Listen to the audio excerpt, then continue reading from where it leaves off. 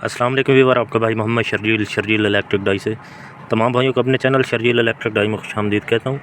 जो भाई नए हैं वो मेरे चैनल को सब्सक्राइब कीजिए, बेल आइकन प्रेस कीजिए ताकि मेरे आने वाली हर नई वीडियो का नोटिफिकेशन आप लोगों तक पहुँचता रहे।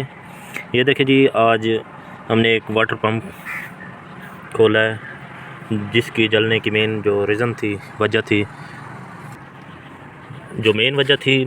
थी वो प्लास्टिक पेपर लगाने की वजह थी। ये देखें, प्लास्टिक शापर लगा दिया था।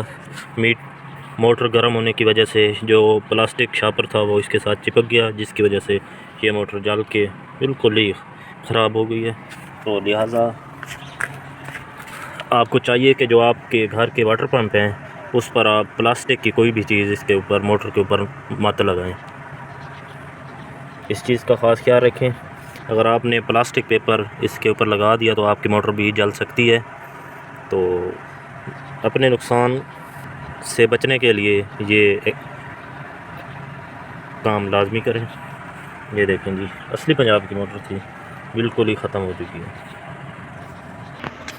इस जगह पर जनाब वाला ये वाटर पंप लगा हुआ था। ये देखें, ये प्लास्टिक शापर है, सारा पिघल के जनाब वाला। ये देखें, तो एहतियात करें, छोटी सी गलती से आपका बहुत बड़ा नुकसान हो सकता है। आपकी वायरिंग भी जल सकती है।